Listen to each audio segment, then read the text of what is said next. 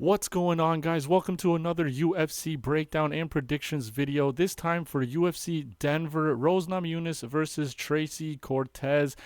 Now, we are coming off of a week break, which is always kind of nice in terms of the research. Not so nice because I love watching fights, so I never know what to do with myself on the off weeks. But we are back in Denver for this week's card on Saturday, and this is going to be a very tricky card in terms of predictions. Now, typically, fist fights are tricky to predict on their own, and ever much so in a high altitude place like Denver. And on top of that, up until like a week ago, there was only 8 scheduled fights on this card, and now there's 12. So there's been a lot of last minute replacements. There's been a lot of last minute assembly of fights. There was some fights that are on this card that weren't even originally on the card. On top of that, despite the odds, there are a lot of 50-50 fights. So be cautious if you're betting on these fights this weekend. It is going to be a shit show, but we are still going to go ahead and break things down. Let's go ahead and jump into the card. Make sure to hit that like button, subscribe if you're new, and drop your comments with your thoughts down below. Now, this fight right here, Evan Elder versus Darius Flowers kicking things off, is a brand new fight to me. I literally went to do my graphics today for the video. I opened up Tapology, and sure enough, there's an addition to the card, and this is that fight. So I haven't broken down this fight in terms of fight tape, and I really haven't done much film study for this card because, as technical as you want to get in a high altitude place like Denver, it's going to come down to who has the better cardio or who has the ultimate early finishing ability. So this is going to be tricky enough. I don't think technical analysis is going to help anybody in terms of picks. So regardless, I am going to be picking Evan Elder here. I think he's the better fighter. I don't really rate Darius Flowers at all. I really like the Nazim Salikhov fight that Evan Elder had a couple of fights ago where it was a doctor stoppage. He could have continued. I think he was winning that fight up until that point. I really liked his grittiness in that scrap as well. And like I said, I don't really think Darius Flowers is UFC level. So that's going to be my pick. Evan Elder will be my pick for the opening fight of the card. Next up, we have Jasmine Jasudavicius going up against Fatima Kline. Now, this is one of those late-minute replacements. Jasudavicius was supposed to fight Viviane Rougeau, which I actually was going to pick her in, and I'm going to pick her in this match as well. From what I know of Kline, she is a grappler. She's still super young in her career and young in life in general. I think she's like 24 years old or something like that, and she is 6-0. But I just do not think that... I don't think she's going to be ready for somebody like Jasmine. It's her UFC debut. It's in Denver, as we've already mentioned a million times, and I will continue to mention throughout this breakdown. But I think it's just a very big step up in competition for her. Somebody like Jasmine Jasudavicius could take advantage of her on the ground because, as we know, Jasmine has very good wrestling and she has great top pressure and control. And despite Kline's grappling ability, I don't really think that's going to help her in this matchup. Like I said, this is super short notice for her. Jasudavicius' whole camp was based on the fact that she's going to be fighting in Denver. So I think Kline is going to fade as the fight goes on. Because of the altitude and because of Jasmine's pressure. So, yeah, I'm going to go with Jasudavicius here. The line movement on this fight has been absolutely crazy. Kline opened up as an underdog and has skyrocketed to become the favorite.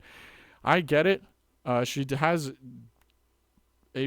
potential, that's for sure, but I just think this is too short notice at high altitude against somebody like Jasudavicius. It's going to be a really tough and uphill battle for her, and I just don't think she's going to be able to get it done. So I will take Jasmine in this matchup. Let's keep rolling.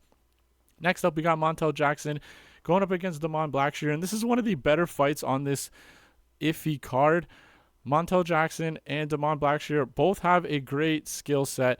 Montel Jackson's striking is beautiful, it's rangy, it's powerful, and Blackshear on the other side is also a powerful striker, but he's a little more wild with those exchanges, and he will entertain the wild exchanges in the pocket, which sometimes gets him in trouble. We saw his fight against Jose Johnson where he pulled off a twister submission, which is very rare to see, but in the early exchanges on the feet there, Jose Johnson was landing and landing hard.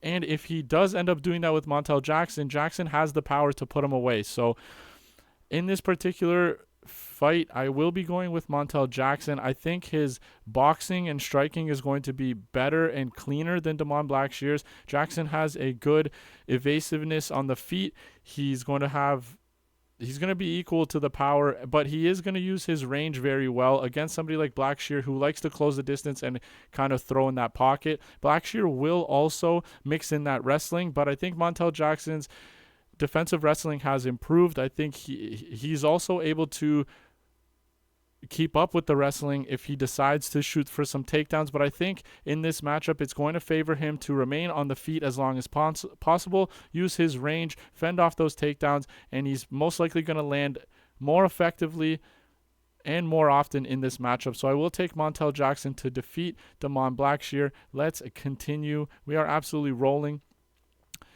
for this breakdown because, like I said, there's not much technical analysis that you can really do when they're fighting in a place like Denver. Next up, we have another exciting fight. Charles Johnson going up against Joshua Van, and this, I believe, is one of the last-minute fights.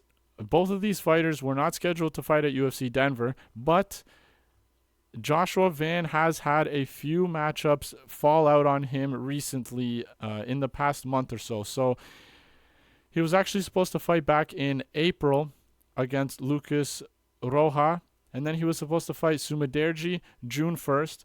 Sumudaerji pulled out. Then he was supposed to fight Tetsuro Taira, and that got rescheduled for the week after, June 15th. But then Tetsuro Taira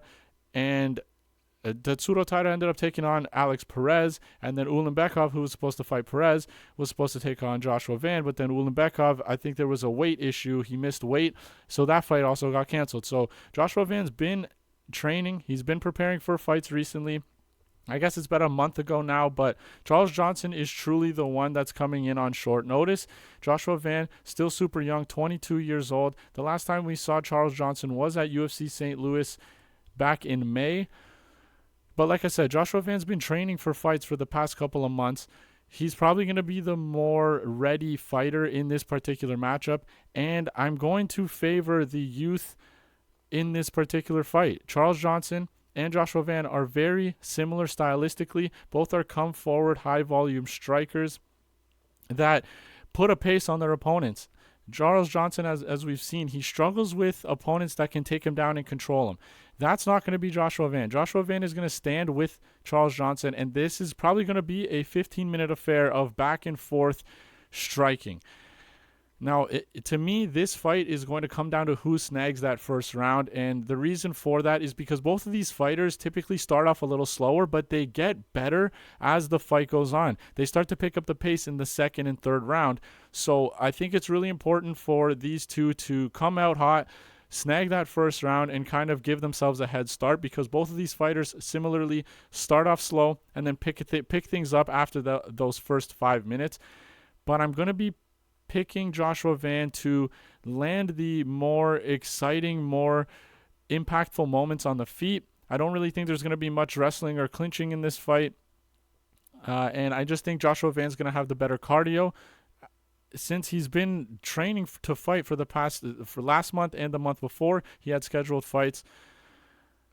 I just think he's going to be more prepared. I'm going to side with the youth here and go with Joshua Van to get things done, probably on the judges' scorecards. And one thing I actually want to mention as well that not a lot of analysts are talking about is Charles Johnson does get tagged and gets hurt in his fights. And I think Joshua Van has that power at 125 pounds to, like I said, have those more impactful shots and probably hurt Charles Johnson at some point in this fight. But I will have him to take it on the scorecards. Let's move on to the next fight.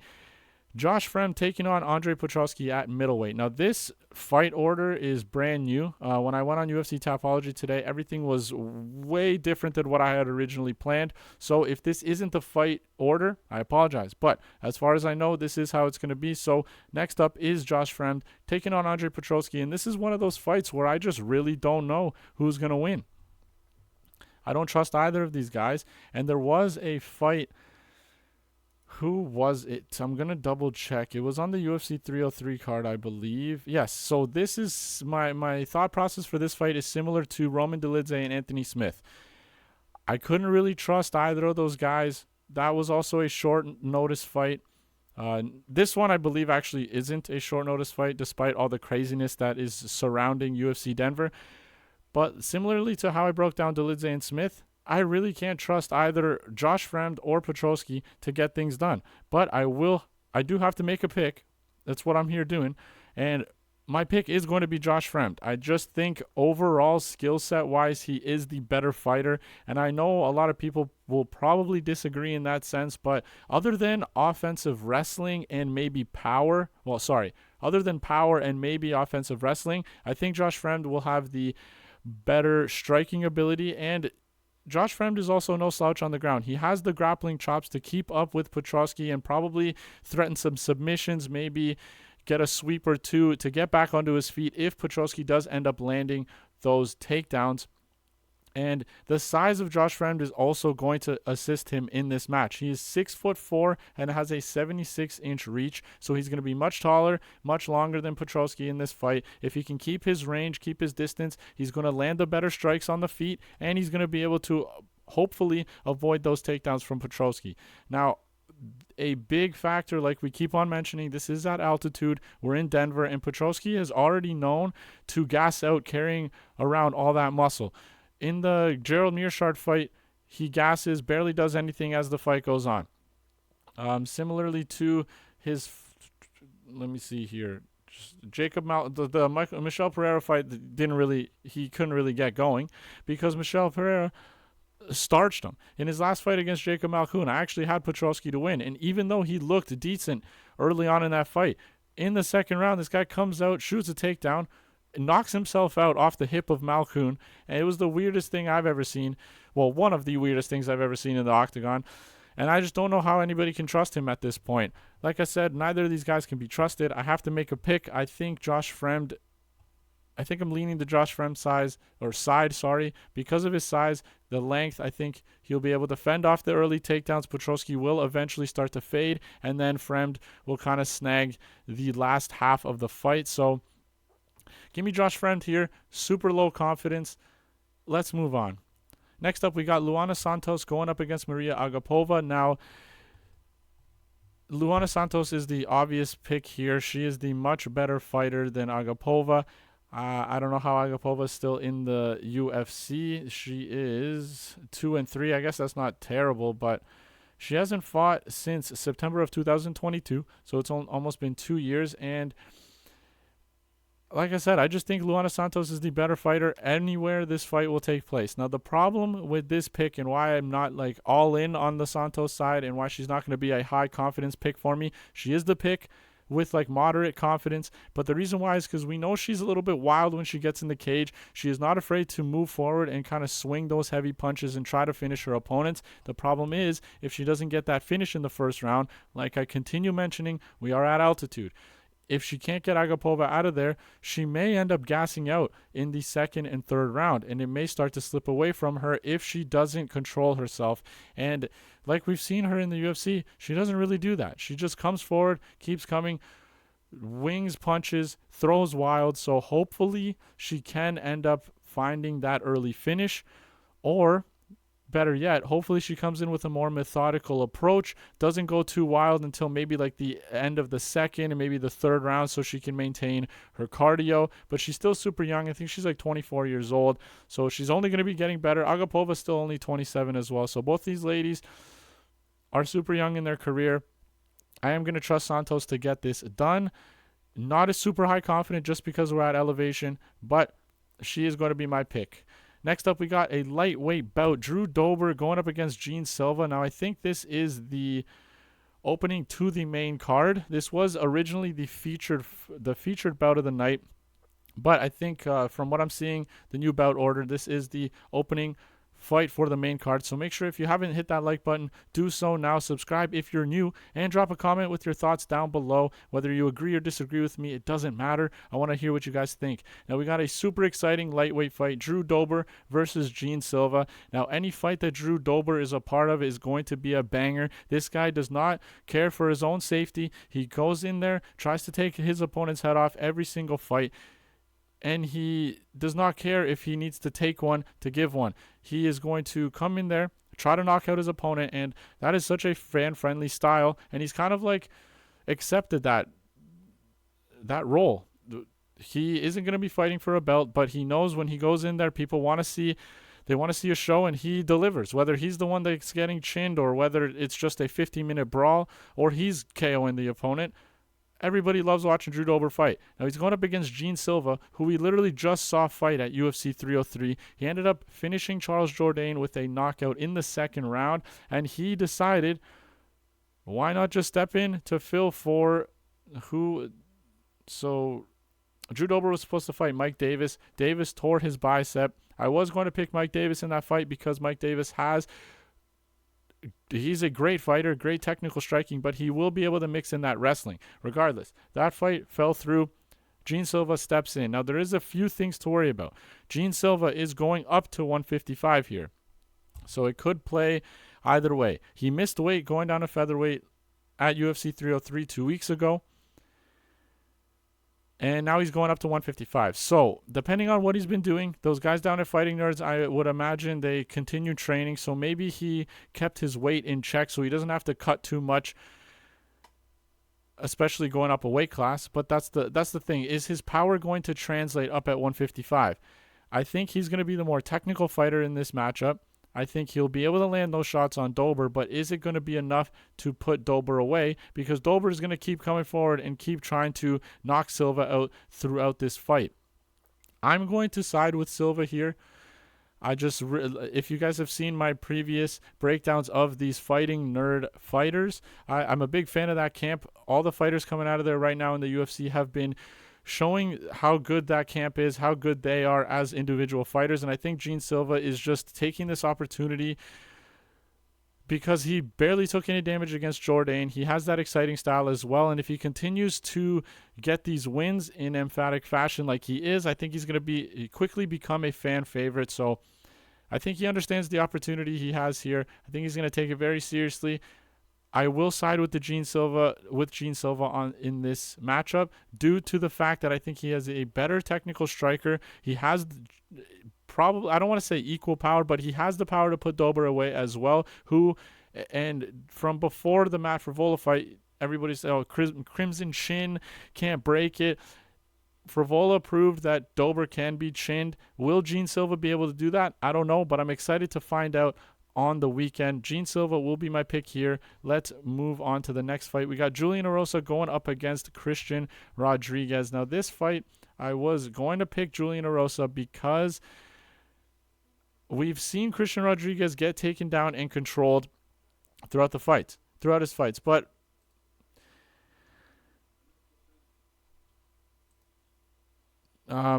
the thing I was going to say is Julian Erosa has that ability as well. He's able to take down his opponents and do it multiple times throughout a fight. The problem is Christian Rodriguez has never shown a lack he's never shown that he has that quit in him.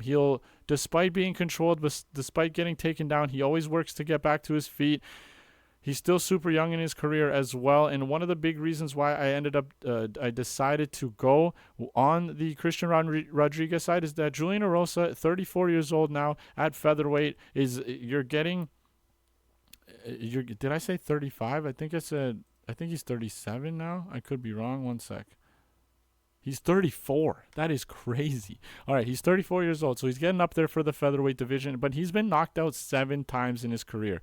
And although Christian Rodriguez isn't known for his one-shot knockout power, I think his youth is going to play a big factor here, especially at elevation. I think he's going to be looking to start taking his career a little bit seriously. He missed weight a ton of times down at bantamweight. He was forced to move up to featherweight, and I think he doesn't want to drop his opportunity of being in the UFC. We know he has a great skill set. He's a fantastic fighter. And going up against somebody like Julian Erosa is a solid win to get under your belt, considering Erosa is a veteran of the game. And although Erosa may find success taking Rodriguez down early, I do think that Rodriguez will pick it up as the fight goes. I think he'll have the better cardio, and I cannot trust Erosa's chin at this point of his career. So I will take C-Rod in this matchup. Let's continue moving up. We got a middleweight bout, Abdul Razak Alhassan going up against Cody Brundage, and here's another one of those fights. The Anthony Smith, Roman Dolidze fight. The Josh Fremd, Andre Petroski fight. I can't trust either of these guys to get it done. So who are you going to go with, right? That's the question. I very reluctantly will go with Cody Brundage, and the confidence for this pick is probably like 50.1% to 49.9% because I really do not know what to expect from this fight. Abdul Razak Alhassan, 12 wins, 12 KOs. He has that power, but typically his base, I believe, is wrestling. But the thing is, Cody Brundage's base is also wrestling. Now, Cody Brundage, despite all the flack he gets of not being a good fighter, he actually does have a decent skill set. He just lacks IQ when he gets in the octagon. Now, he did the UFC a favor by going in against Bo Nickel at UFC 300. Before that, he had that slam knockout against Zachary Reese, the disqualification victory against Jacob Malkoun, but beyond that, he's been less than impressive. He had 3 losses in a row before that to Cedric Dumas. You cannot be losing to Dumas if you want to be a serious contender in the UFC. Adolfo Vieira, not going to fault him too much for that. Vieira is a specialist in grappling. He ended up getting submitted, but it was more due to the fact that Brundage kind of gassed out. And the thing that I don't like about Brundage, he has that quit in him, it seems like. So, like I said, very reluctantly going with the Brundage side here. Abdul Razak Alhassan, at this point in his career, he's 38 years old. I think it's going to be taxing on him to fight at elevation in Denver. I don't blame anybody for going with the Alhassan side, but I just have this nagging feeling to go with Brundage, so I will continue. I will keep that feeling and roll with it. I have no idea what's going to happen in this fight, but I will go with Cody Brundage. Let's move on. We got the featured fight of the night. We got Gabriel Bonfim going up against Ange Loosa. Now, here's another tricky one for me because obviously you want to go with Gabriel Bonfim. He is the biggest favorite on the card, and 26 years old, emphatic finisher. This guy has 15 wins in his career, 15 finishes, 3 by knockout, 12 by submission. So you automatically want to go with the more dangerous fighter. The thing is, Ange Loosa, 10-3, 3 losses. He's never been finished. Also, we saw Bonfim get exposed kind of against Nicholas Dalby in his last fight. He couldn't get Dalby out of there in that first round. Started slowing down, and then he ended up getting finished in the second because he gassed out.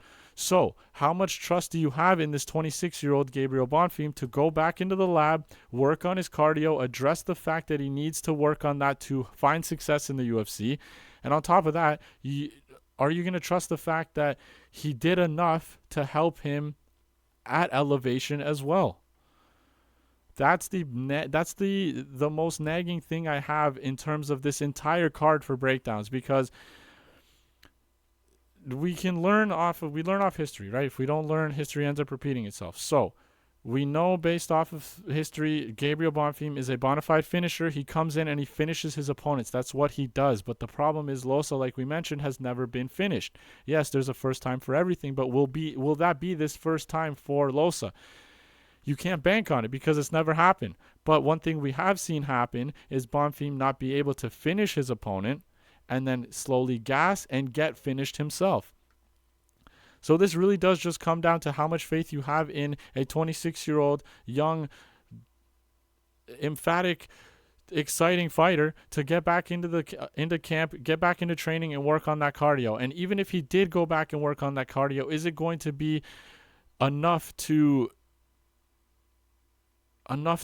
get him through a fight at altitude? Now, I know I've said that a million times, but I cannot stress enough how much that's going to play a factor in these fights.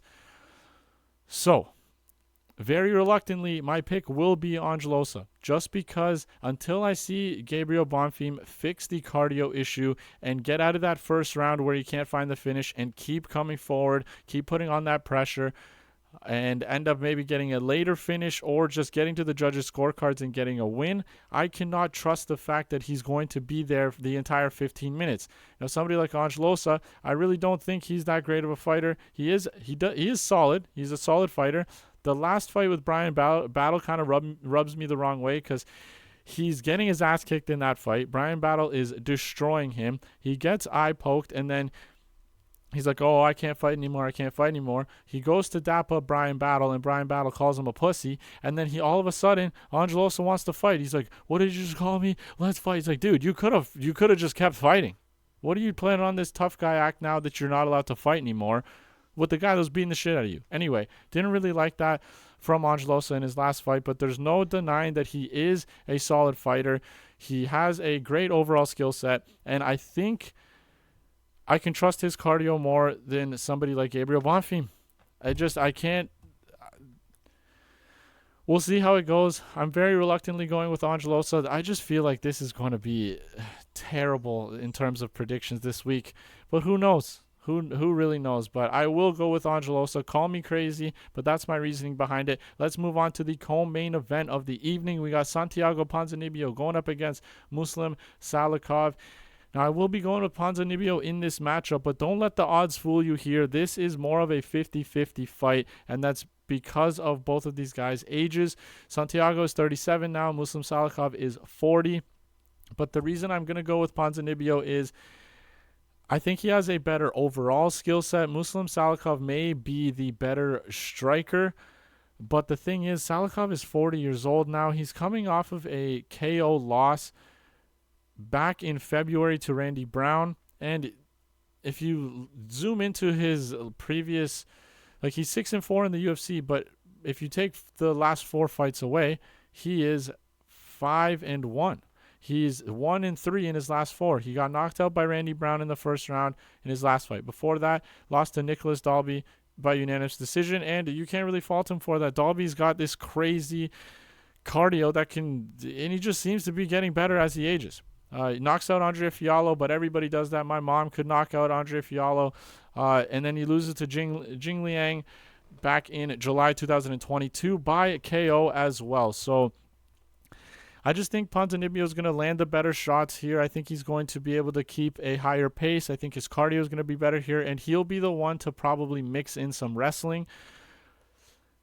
Because despite being a Russian fighter, Salikhov is the king of Kung Fu. This guy does these wild, exciting spinning attacks.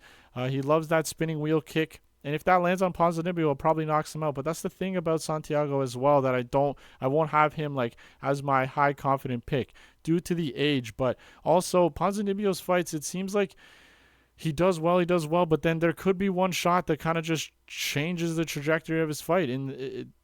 More recently, if you want to talk about his performance against Kevin Holland, he was actually doing really well against Kevin Holland. But in that third round, he gets tagged, gets finished. So it's going to be Ponzinibbio winning this fight until, or if that one strike ends up landing, that's going to be the thing that's going to have me worried the entire fight. If something lands flush on him, it may knock him out. But I don't think Muslim Salikhov will find it. I think he's on his way out the door here. He's 40 years old at this point. He does obviously have that puncher's chance especially against somebody like Ponzinibbio, but I think Ponzinibbio gets this done. The Argentinian dagger is going to want to win and then watch his nation play in the finals of Copa America the next day. So I think he's going to be like, yo, let me do this for my country. They're about to fight, or they're about to play in the finals to win a Copa America, which I don't think they're going to win.